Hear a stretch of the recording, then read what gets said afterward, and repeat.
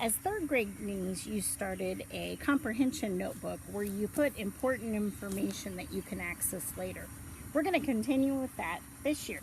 And our first lesson is going to be an extension of being a word wizard.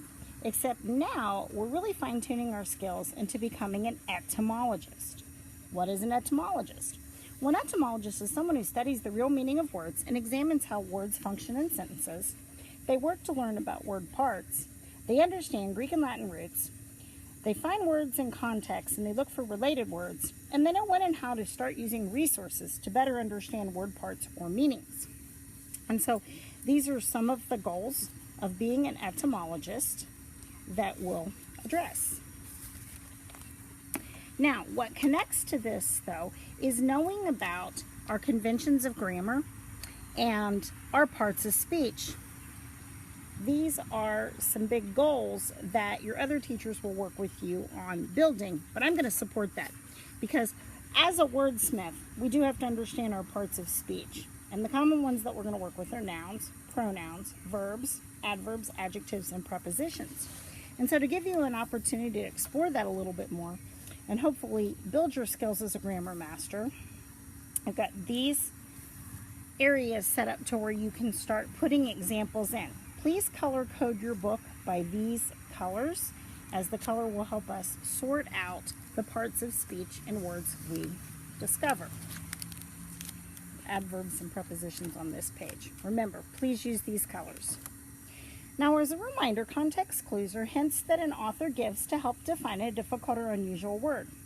The clue may appear within the same sentence as the word, or it may follow the context clues in a preceding sentence. You need to understand that word roots are word parts, usually from other languages, that carry an essential meaning and a basis for an English word, but most root words cannot stand on their own. Here's an example. We know what it means to reflect or to be reflective. The word flect is the root, but it's not a word by itself. Flect is actually a derived word. A derivation or a derived word is a word that has an origin from another word. And so we often study words that are derivations or have been derived from Greek or Latin roots. So it's important that we know Greek and Latin roots and stems, or words or word parts that are influencing our language. One root or stem can be found in many different words, so understanding the meaning of the stem or the root helps us expand our knowledge. I'm using the word etymology here as an example. Etym means truth, real, meaning, or real. Enology means the study of.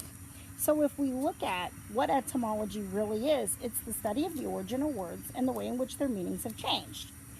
That is the real meaning or the study of. Here's a part that you're going to do independently. You're going to be an etymologist. As fourth graders, here are some important roots that you need to know. You'll start to see these roots in many, many other words. I've done them in bold print for you. And as you can see, they are not words that can stand alone.